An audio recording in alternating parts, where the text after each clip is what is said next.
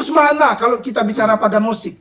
Mana kemudian musik Sasak yang Anda anggap musik Sasak? Kan begitu kira-kira. Semua musik yang ada di daerah ini itu sudah terjadi akulturasi. Ke depan nasib industri film yang Iya. ada di kita. Kalau bicara masalah industri film di Indonesia, itu pun juga belum terjadi dalam tanda petik. Apalagi di daerah yang bernama Lombok. Ternyata dalam kesimpulan saya itu adalah perempuan Sasak itu adalah perempuan-perempuan yang pasti dia mengambil air, pasti dia menenun, dan pasti dia menjaga dan memelihara anak dan keluarganya. Momen kenapa baru ditayangkan sekarang ini film ini nih? Apa yang membuat, kenapa nggak dari dulu? Ini banyak mempertanyakan. Iya, iya. Nah, film itu kan dia dibiayai, begitu kira-kira. Dia tidak serta-merta kemudian bikin film, kemudian kita publish, begitulah kira-kira. Berbagi cerita untuk saling inspirasi. YS Podcast. Assalamualaikum warahmatullahi wabarakatuh. Nonton Perempuan Sasak terakhir langsung sama yang buat ini. Apa kabar? Amak Sandi Rinjani. Siap, alhamdulillah walafiat. Terima kasih Bang Yusran. Yang terima kasih Bang Sandi sudah bersedia hadir. Sebetulnya film ini yang lama sekali ingin saya coba kulik langsung dari yang membuat ini. Soalnya kalau dari pihak ketiga berasa di Bang Sandi. Ya, dan sekarang kita kulik-kulik ya.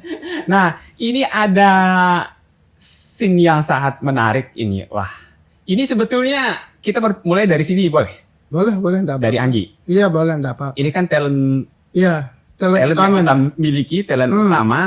Dan orang sini lagi. Orang sini lagi. Iya. Dan inilah yang menjadi poin film ini bahwa dengan mengambil judul Perempuan Sasak Iya. terakhir. Nah, kalau boleh Bang Sandi, pertama saya ingin mengulik dulu. Kalau kita nguji skripsi kan biasanya kenapa ngambil judul itu? Baik, terima kasih Bang Yusron. Ini dulu Saya jawab ya. Iya.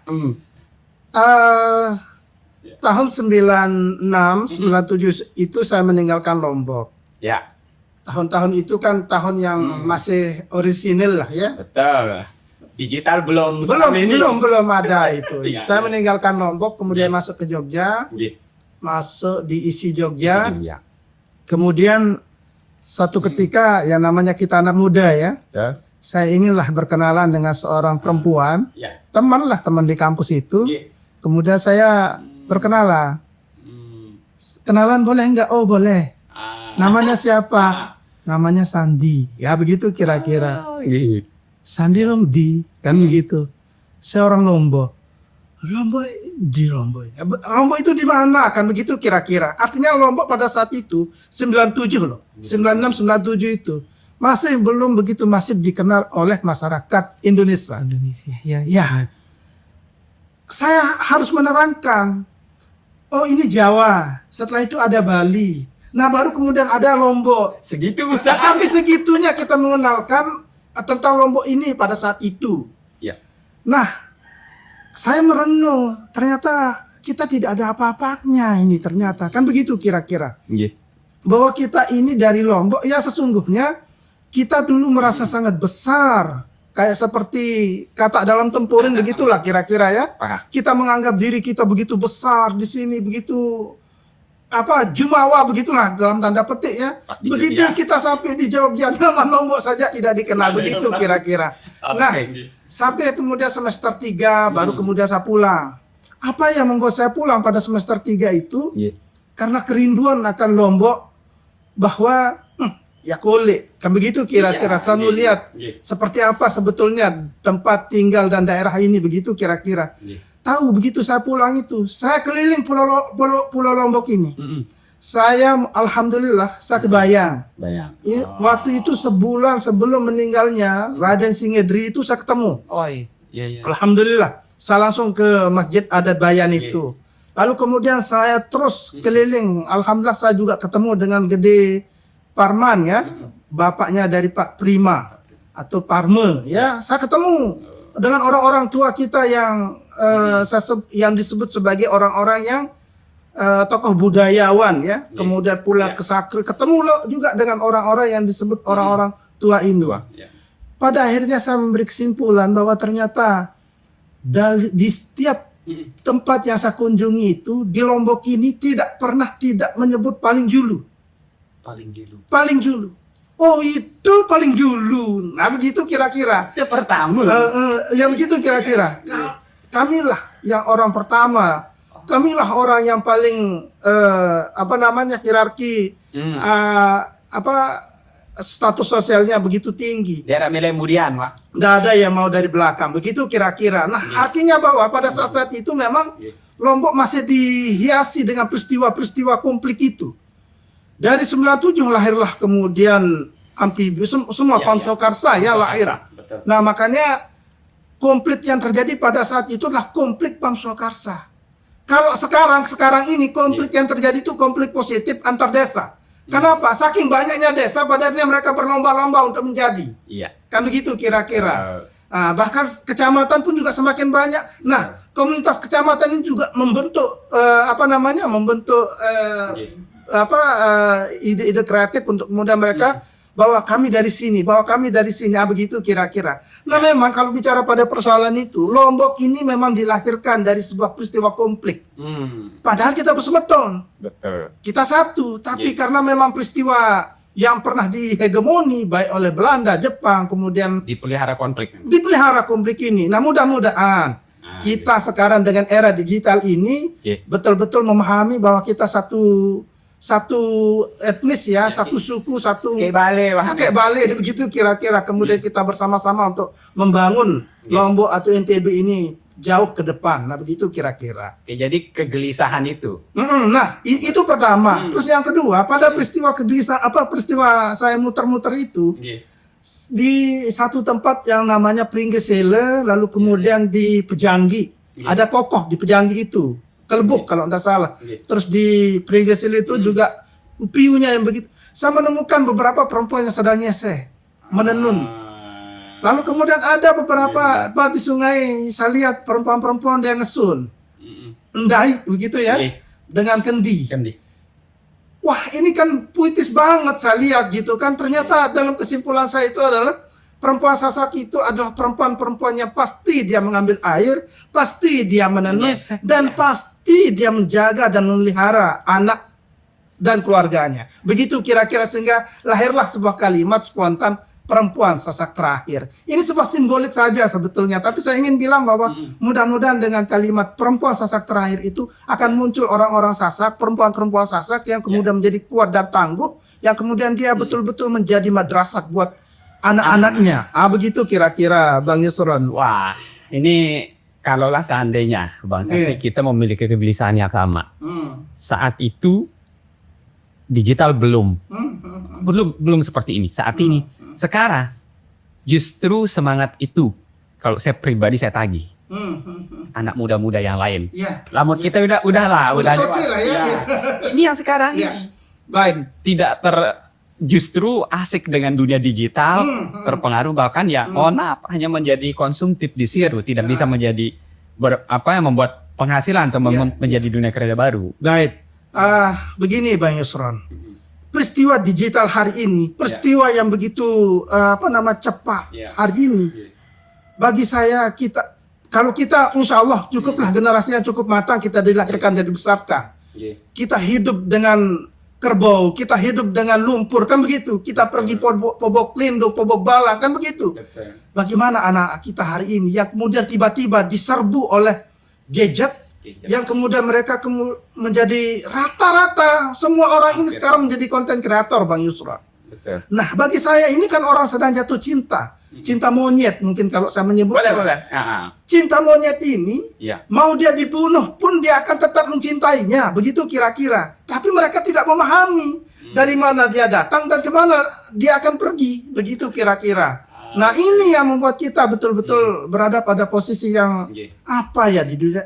Ya kalau saya menyebutnya generasi kita hari ini adalah generasi yang tidak tuntas, Bang Yusra. Dia serba cepat, serba terburu-buru, dan serba tidak pernah selesai endingnya. Hari ini, yuk membaca buku yang begitu lama, saya sangat yakin mereka tidak akan mampu. Covernya aja bisa jadi. Bisa saja hanya judul. Hanya judul yang mereka baca, Bang Yusra. Setelah itu kemudian dia simpulkan dengan imajinasinya sendiri.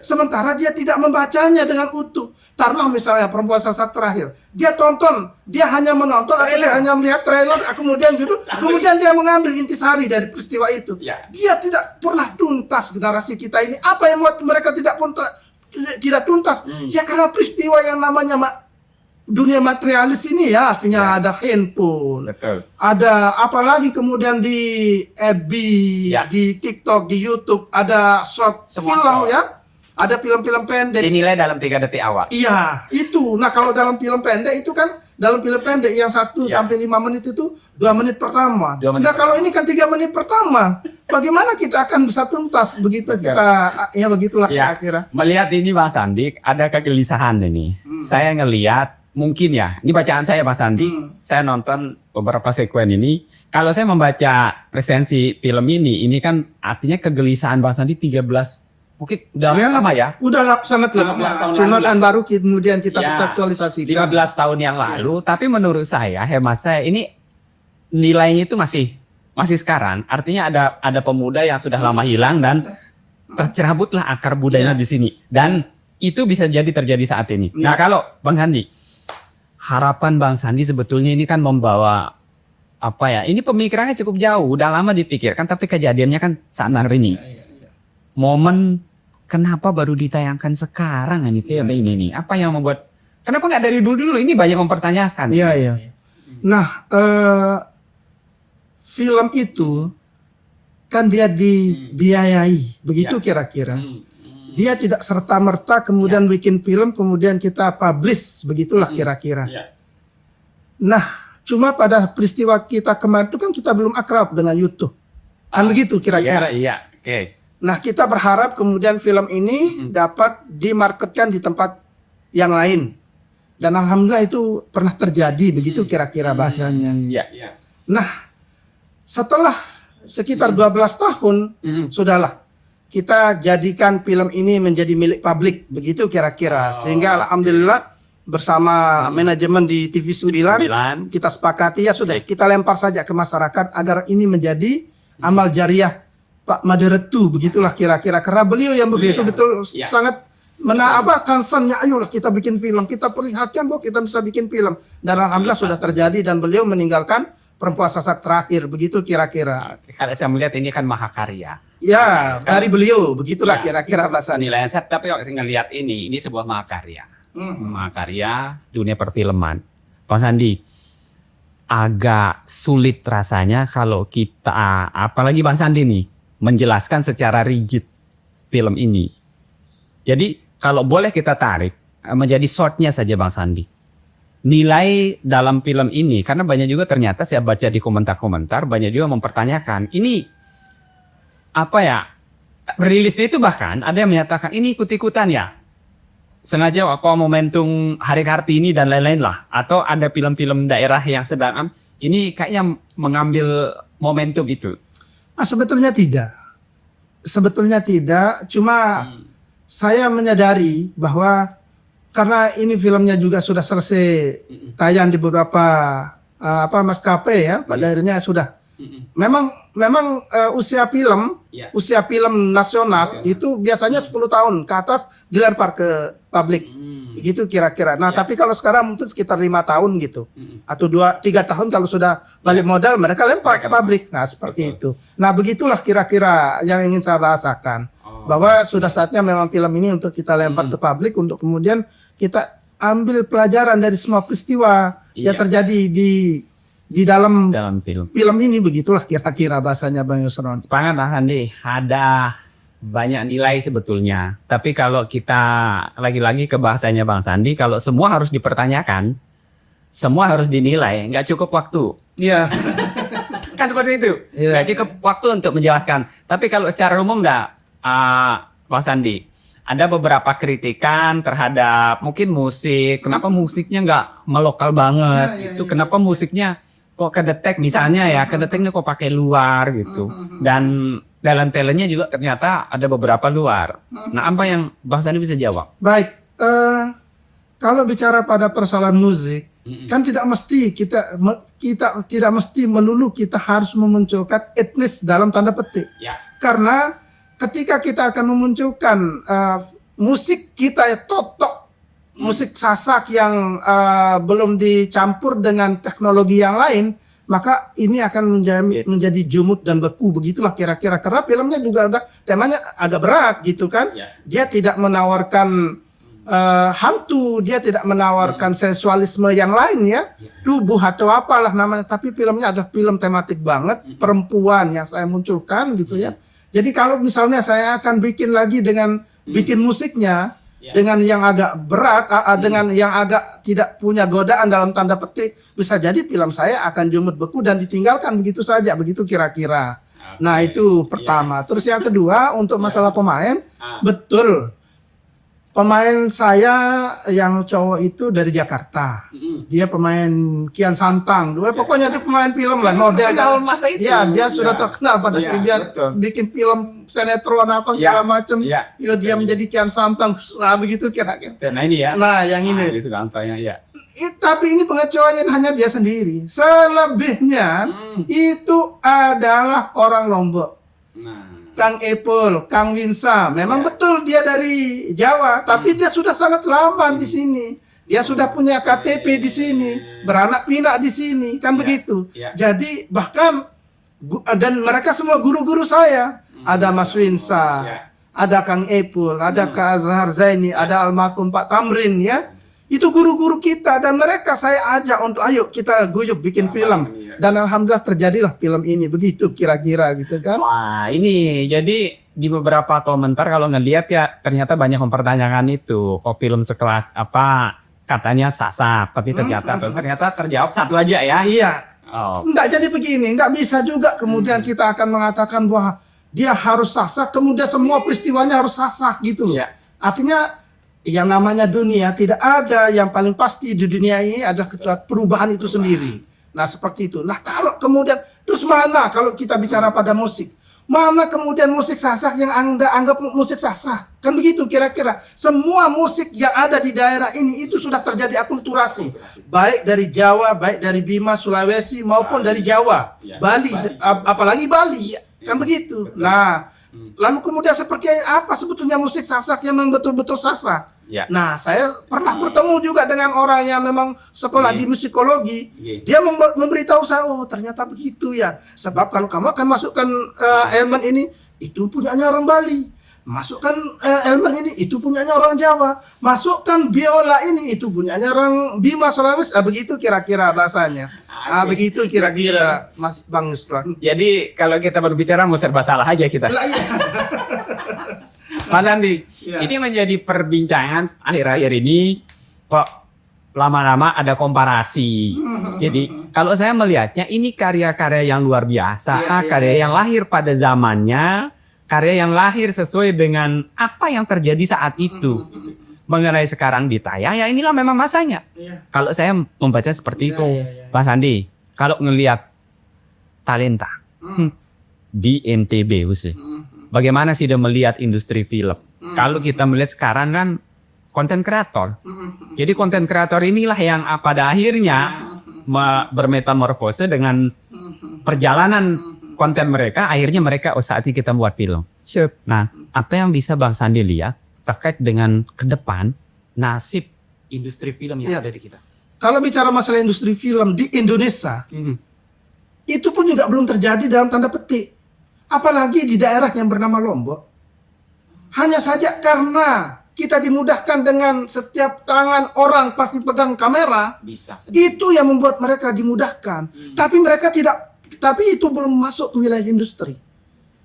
Kan begitu kira-kira. Kecuali ada pelibatan pemerintah, kemudian bikinlah Lombok Wood misalnya ya, atau seperti Bollywood atau apa yang namanya di India itu.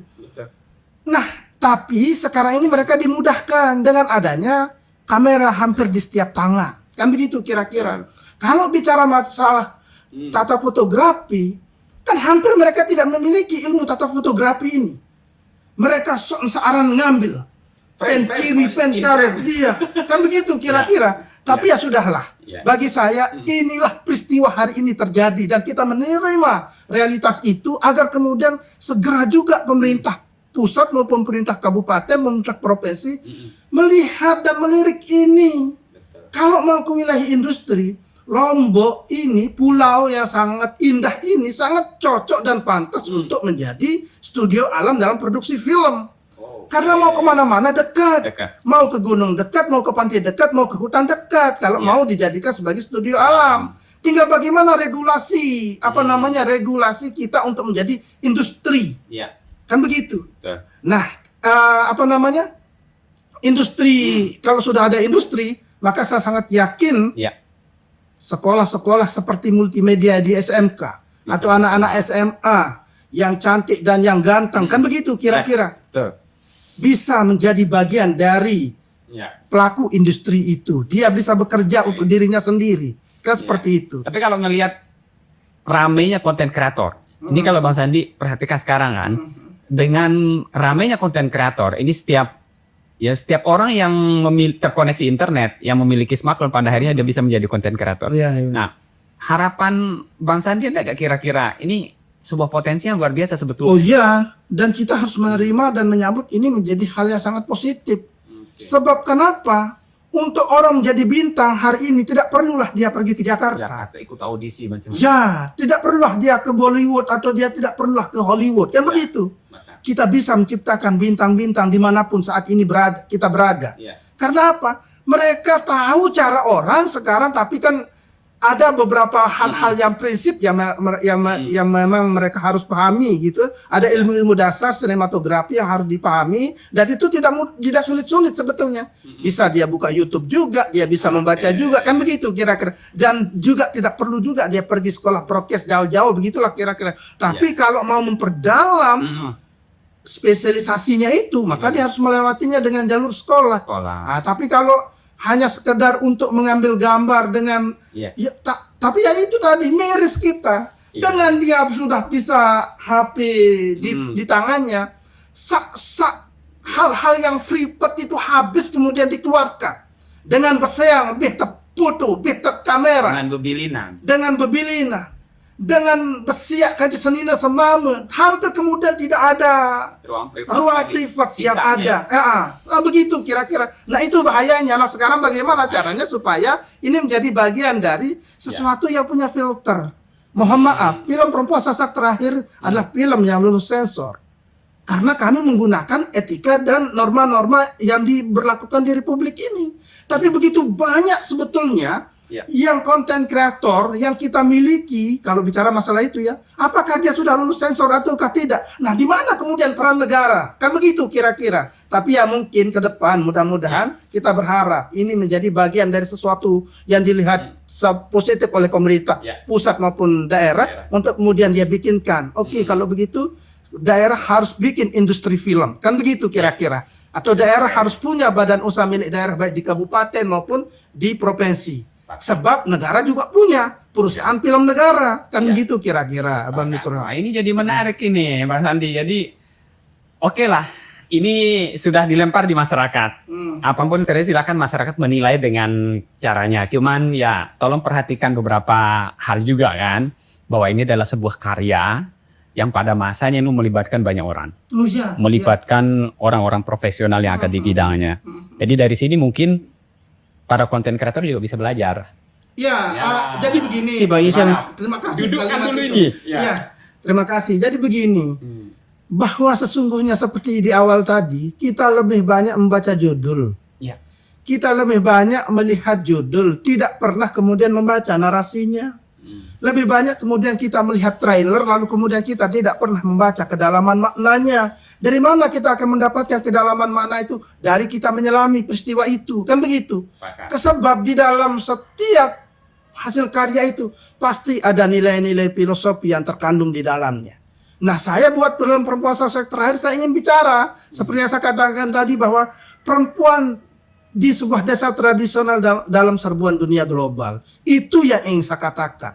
Bahwa kita sedang berada pada posisi yang terus-menerus diserbu oleh dunia global. Terus di mana kemudian posisi kita? Kan begitu kira-kira. Itu yang saya tawarkan, itu yang saya perlihatkan di film Perempuan Sasak Terakhir ini. Nilai-nilai itu. Oh, ternyata kita orang Lombok, kan begitu.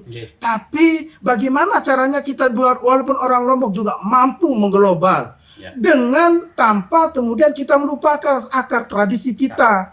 Cina yang begitu mengglobal sampai kemudian Amerika pun juga keteteran, kan begitu. Tapi dia sangat maju. Akarnya tapi tidak berubah. dia tidak pernah akar rup.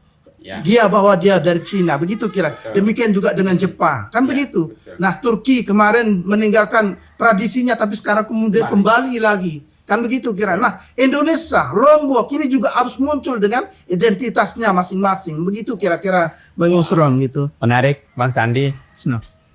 Indonesia atau Sasak ini muncul dengan identitas. Saya ingin menarik benang merah Bang Sandi. Dari beberapa film sudah muncul. Sebetulnya ruhnya sama. Benang merahnya ketemu. Nilai Sasak itu teman-teman sudah munculkan sebetulnya. Berusaha dengan sekuat tenaga kalau saya melihat. Nah, mengenai ada noise, ada gangguan, bagaimana itu memunculkan itu hal yang lain. Harapan Bang Sandi ke depan, kreator sangat banyak, tapi mampukah kita menyatukan mereka sehingga terbentuklah sebuah, kalau kita berbicara industri belum lah ya, ekosistem lah. Nah, ekosistem perfilman, menurut Bang Sandi, hal yang terdekat bisa pemerintah lakukan apa di sini? Oh, hal yang terdekat yang harus dilakukan oleh pemerintah adalah segera bertemu, bersilaturahim dengan mereka. Kumpulkan mereka, tapi tidak mesti dia harus bersatu. Biarkan mereka berkonflik, tapi konfliknya adalah konflik kreatif. Kan begitu. Pemerintah harus segera menangkap ini. Oh, kita punya talenta-talenta yang begitu banyak. Potensi yang begitu banyak. Segera pemerintah. Ya, karena kita berada pada provinsi atau kabupaten, maka bertanggung jawab masing-masing pemerintah kabupaten maupun provinsi atau kota mengumpulkan para pelaku kreatif mereka yang tidak hanya bergerak di bidang film, tapi banyak lagi elemen-elemen kreatif lainnya untuk dimunculkan, karena bidang kreatif ini juga menyumbang PDB atau sangat luar biasa ya. Nah, seperti itu. Sebab begini, Lombok ini daerah pariwisata. Bagaimana salah satu ciri bagaimana Lombok ketika menjadi daerah pariwisata, dia harus memiliki yang namanya festival film.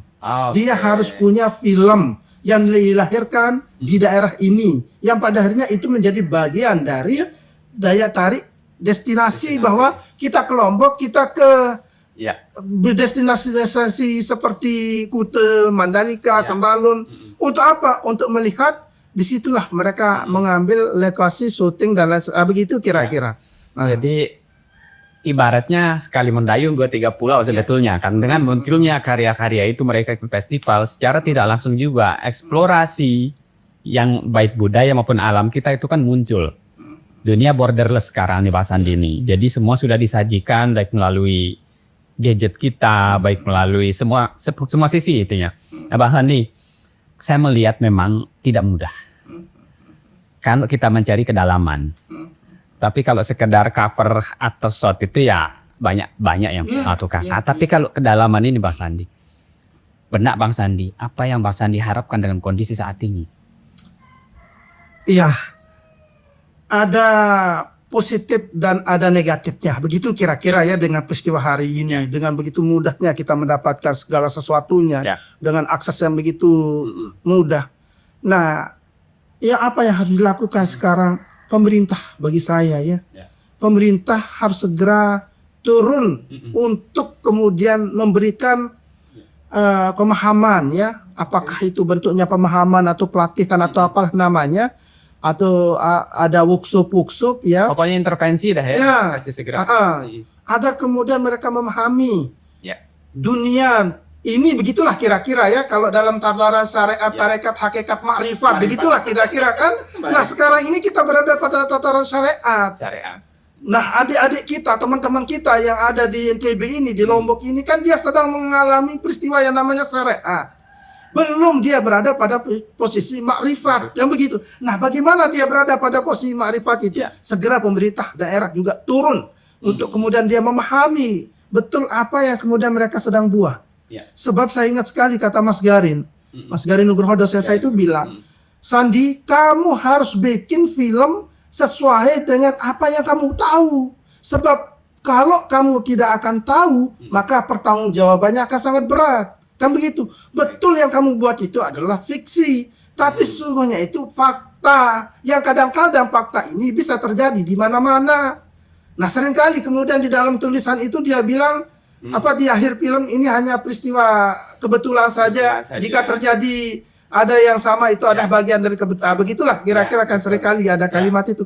Padahal itu adalah bagian dari sesuatu yang pernah terjadi di tengah-tengah masyarakat. Kemudian itu diaktualisasi, diimplementasi ke dalam layar lebar. Kan begitu kira-kira. Nah, maka buatlah sesuatu yang kamu tahu. Jangan pernah kamu membuat sesuatu yang kamu tidak tahu, sebab pertanggungjawaban karya itu nanti larinya. Kan begitu kira-kira Bang Yusron. Dalam ini kalau kita berbicara. Ya dalam-dalam gitulah. Ya, mau saya Mas Sandi gini, artinya ya kita tidak putus asa. Ya, jadi ada hal-hal kecil. Nah, saya pun sebetulnya ya podcast ini bagian kecil yang bisa saya lakukan bagaimana menggali apa yang kita punya. Dan pada akhirnya munculkan di gadget yang saat ini ya. Ini bagian kecil ikhtiar. Nah, Bang Sandi sebagai bagian orang perfilman ini juga tentu ini buktinya. Nah, dan beberapa karya lah Bang Sandi sudah lakukan. Mas Sandi, sebagai closing ini, film ini sudah dilempar ke masyarakat, sudah ditonton oleh masyarakat. Kalau saya boleh katakan sudah dinilai oleh masyarakat, dinikmati dan lain-lain. Kalau saya katakan quotes, apa kesimpulannya Bang Sandi setelah Bang Sandi melihat ini sudah ditonton masyarakat? Film ini menurut Bang Sandi saat ini di era media sosial. Ya, kalau saya mau bicara singkat, bahwa film ini sesungguhnya syarat dengan nilai-nilai apa yang sesungguhnya akan terjadi pada hari ini. 12 tahun yang lalu saya membuat ini, memang betul HP, PlayStation, itu kan yang saya munculkan bahwa itu yang terjadi pada hari ini dan itu yang membuat anak-anak kita terganggu. Dan peristiwa 12 tahun yang lalu itu pun juga sampai hari ini malah semakin parah. Begitu kira-kira. Dan saya mengangkat perbandingan-perbandingan dari trilogi cerita yang saya bangun ini adalah bagian dari sampiran-sampiran hidup kita yang sesungguhnya. Maka bagi mereka yang menonton utuh, maka dia akan bilang, wah nilainya begitu banyak yang kami dapatkan. Tapi kalau hanya sekedar setengah dia tonton, ya sudah. Setengah itu saja yang dia mampu nilai. Dan seringkali ngawur kan begitu kira-kira. Tapi tidak apa-apa, itu ada bagian dari pilihan mereka. Kan begitu kira-kira. Makanya kita segera harus berpikir bagaimana caranya juga kita mampu melihat sesuatu itu dengan betul-betul kemudian kita pahami, dalami, dan kemudian kita melakukan riset-riset kecil. Begitulah kira-kira Bang Yusron. Komprehensif. Ya. Jadi harus menyeluruh. Iya. Harapannya masyarakat Nusa Tenggara Barat, terutama nih masyarakat Sasak, menilai jangan dari covernya saja, tonton dulu secara utuh apa yang sudah dikaryakan oleh teman-teman, dan jangan lupa support, mengkritik oke, tapi beri solusi. Oke, Mas Sandi, sangat luar biasa. Mas Sandi bisa hadir di YS Podcast. Berikutnya saya tunggu waktunya lagi, akan bisa kita bagi nanti. Masyarakat Nusa Tenggara Barat, masyarakat Sasak, ini sebuah cerminan dari kegelisahan sekitar belasan tahun yang lalu. Dan ini ada cerminan kita. Cerminan kita dulu dan saat ini. Iya. Masih sangat komprehensif untuk kita nilai saat ini. Memang inilah yang terjadi. Ya, film-film Barat dulu itu membuat film robot, tapi sekarang ternyata terjadi. Saya ngambil itu Bang Sandi. Betul. Terminator muncul tahun berapa? 90-an. Ya. Tapi sekarang itu semuanya terjadi. Begitu juga film ini. Jadi saya melihat. Dan Bang Yusron, film terbaik sepanjang masa itu adalah peristiwa film Titanic. Yang sesungguhnya sampai sekarang dia masih terus-menerus dibicarakan dan ditonton. Begitu kira-kira kan. Jangan pernah berhenti membicarakan film Sasak terakhir. Biasa katakan. Terima kasih Mas Sandi. Terima kasih. Luar biasa. Sahabat semua, sahabat YS Podcast, ini hasil perbincangan saya sangat luar biasa, mendalam, banyak pesan yang diberikan baik untuk teman-teman konten kreator, pemerintah terutama ini, yuk kita bareng-bareng bangun ini sebuah potensi yang luar biasa. Pantau secara utuh podcast ini kalau mau komprehensif juga menilai apa yang kami bicarakan. Oke, itu ketemu lagi di konten-konten berikutnya. Assalamualaikum warahmatullahi wabarakatuh. Waalaikumsalam warahmatullahi wabarakatuh. Berbagi cerita untuk saling inspirasi. YS Podcast.